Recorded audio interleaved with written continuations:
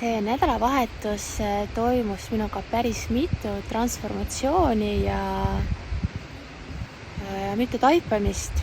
Eelmise aasta sügisel lahutasime abikaasaga meie abielu ja mõni aeg hiljem ma registreerisin mitmetes tutvumisportaalides selleks, et tutvuda. Olengi käinud kohtumas mitmete meestega selle aja jooksul. Nendest kohtumistest ei tulnud midagi sellist südamele, midagi päris. Ja eelmisel nädalal ma eemaldasin ennast kõikidest nendest tutvumisportaalidest. Ma tundsin, et see kõik ei ole see. Et ma soovin tutvuda mehega reaalses elus niimoodi kuskil rannas, tänaval, kuskil reaalses maailmas.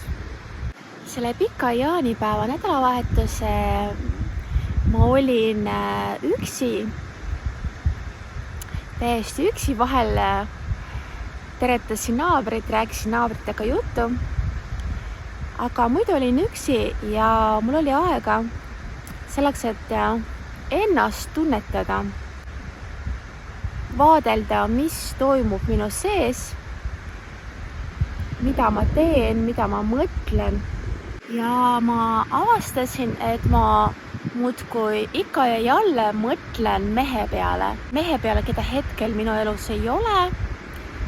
Ja ma nagu igatsen selle kohtumise järgi, et mingi selline programm nagu elab minu sees. Ja siis ma küsisin enda käest, et kas selline olemine on üldse normaalne, kas selline olemine on üldse õnn, tegelik õnn.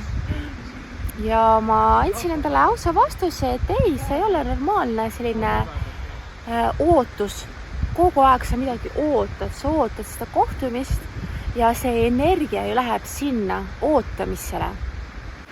Ja siis ma mõtlesin, aga milleks oodata? Milleks oodata seda õnne? Õnn on ju ainult siin ja praegu.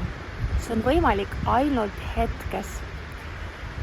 Ja ma ütlesin endale, ma otsustan olla õnnelik praegu.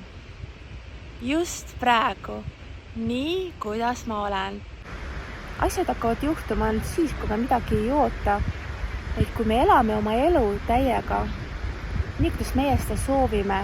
Kui praegu sinu elus ei ole seda kallist meest või seda armsat naist, keda armastada, siis on see just väga hea aeg, et luua väga sügav kontakt oma sisemise mehe või oma sisemise naisega.